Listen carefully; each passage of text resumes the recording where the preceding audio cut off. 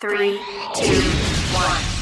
What's up, guys? This is Tony Douglas with Vertigo Athletics, helping you turn your players into athletes. And today we're going to be talking about the number one thing as a coach, as a trainer, even as a parent, that is holding your athlete back from getting to the next level. And that number one thing is belief. So belief plays a huge role in how you treat your athlete, how you're training your athlete, what you're doing, and where the time is being allotted. And so what I want you to think about is we all have beliefs in life. So we have beliefs about how we handle our money. We have beliefs about religion. We have all sorts of beliefs that are running in the background that are truly guiding us and taking us in different directions. And I want you to think about what are the beliefs that you have when it comes to athleticism and when it comes to sports. So I just want you to think about, have you ever heard some of these sayings and these phrases? You can't teach speed. Have you ever heard that? How about athleticism is genetics? Can't teach it. You either have it or you don't. You're either athletic or you're not athletic. Have you ever heard some of these things? And the next question is, do you believe these things? Are these things that you believe? And I would say that for the majority of people, that answer is yes. I mean, I've had so many conversations with people, and one of the first thing, I always correct them at this point, but you can't teach speed, right? You can't teach it. You either have it or you don't. And just think about that. Everything else in life gets taught to us. We learn it, right? We learn how to walk as a baby. We start off crawling. We don't know how to walk. Is walking genetics, right? We just learn it because we see it, and then we start to mold to it, and we don't have any negative connotations on the fact that, oh, maybe I'm just not one of those babies that's going to be able to walk. We just learn it. There's no judgment there. And we get to a level where you're not as athletic as someone that is more naturally inclined to athletic positions, and the judgment comes in, and then some of the beliefs come in, and then it's game over. Forget about it. And one of the huge game changers in all of this happened in 2007. And so a lot of the belief around not being able to teach athleticism is somewhat validated. You still could have taught it, but it would just been a lot harder before 2007. And in 2007, what happened is the iPhone launched. So the iPhone came out. The very first iPhone was game changer. It was awesome. The video was okay. 2013, now we have slow motion. Slow motion was introduced in 2013 to the iPhone. Now we don't have any excuse. When I was in college at Iowa State, if we wanted to review a jump of mine, if we wanted to look at my running, we had to wheel out a VCR. The slow motion was not very good. So it was really hard to break down what are the positions that I'm in. How can I rearrange how I'm running, how I'm jumping? Whereas now, I'll break down every single step. I know exactly the angles. I know exactly the positions that the athlete should be in. And so when we know what the baseline of athleticism is, when we know what the positions that you should be in are, it's not difficult to teach it, right? So we can teach athleticism. Your son, your daughter, the athletes that you're training, when you're bringing them in and you're just doing hard workouts, these workouts are what's going to get them to the next level. And they're not. The workouts are not going to get them to the next level.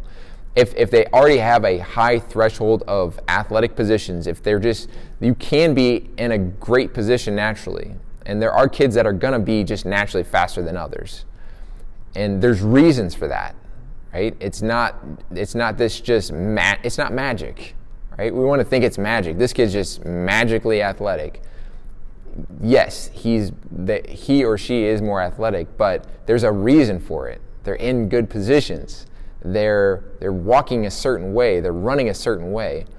And when we know what that certain way is, we can teach it to everybody else. You just have to learn it like anything else. It's a skill set that can be learned. And so when you're training your athletes, and you're bringing them in and you're just doing hard workouts, and we're not actually changing how they move, how they run, how they jump, the workouts themselves aren't going to be that impactful. Yes, they may get more conditioned. Yes, they may be slightly faster, slightly more explosive, because they're doing more than what somebody that's doing nothing is. But until we get to the root cause, until we actually look at how they move, how they run, are they taking bad steps? Are they doing are they having bad mechanics as they're jumping? We're not getting to the root cause, and we're not fixing their athleticism. But it all starts with belief. So there's a lot of trainers out there. They don't realize it. There's a lot of coaches out there, and they don't realize it either, that they truly deep down believe that athleticism is ingrained. It's just natural. It's static. It cannot be enhanced.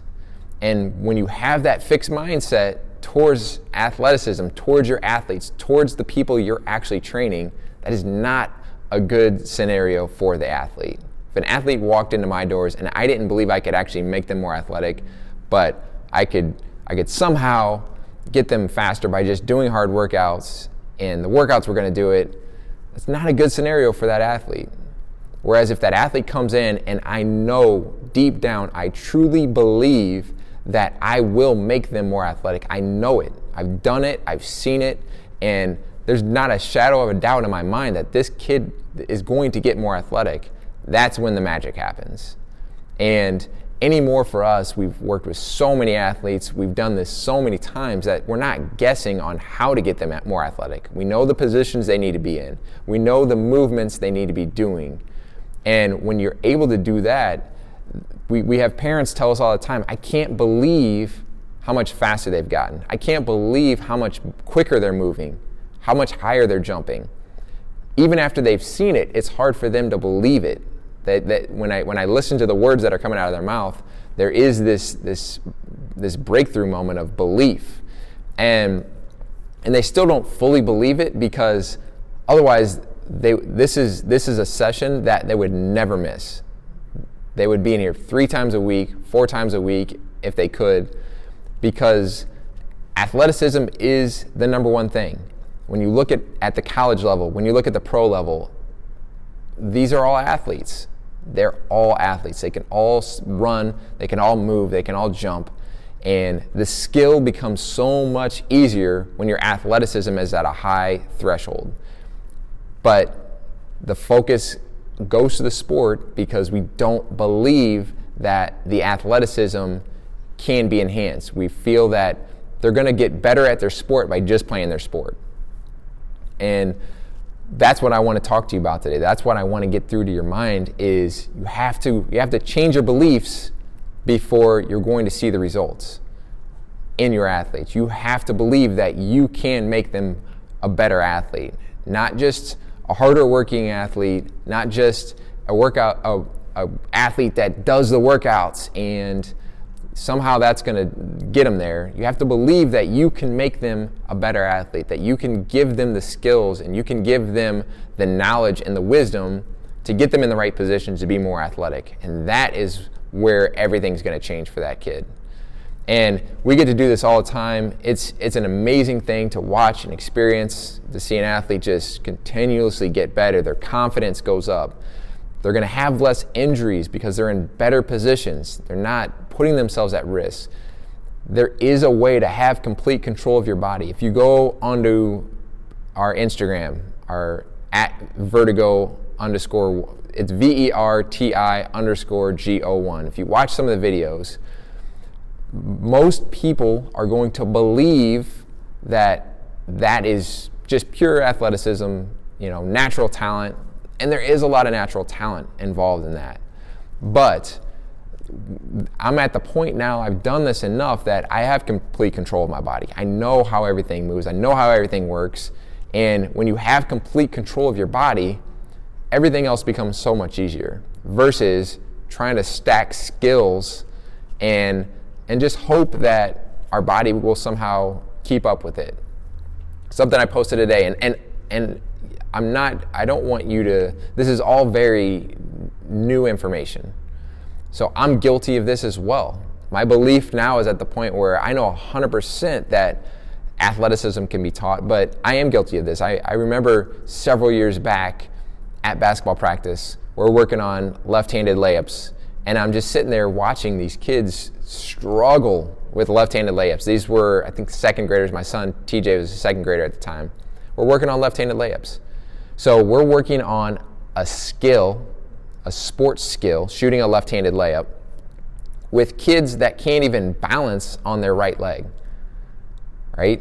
If you think about it, most kids come up playing soccer, so they kick with their right leg, and their base is their left, so they stick their left leg on the ground and then they kick with their right. So the left leg is more the base. They're usually shooting layups off their left leg with their right hand. So everything has been molded to that left leg. And then we want to switch them over to the right leg and shoot left-handed layups. They have zero coordination with their left hand. They have zero coordination or balance with their right leg, and yet we're trying to get them to shoot left-handed layups, and it's a disaster. So one thing that we did is, we would run skill sessions with those kids at Vertigo. And it came to me, maybe we should have these kids practice jumping off of their right foot and touching something with their left hand. And so we just practice that skill, jumping off your right foot, touching something with your left hand. And we just practice that over and over again. Guess what happened? Their ability to shoot a left-handed layup increased because we didn't get the cart ahead of the buggy, or whatever that term is. We didn't get ahead of ourselves on teaching the skill before the athletic movement. Jumping off the right foot, touching with the left hand.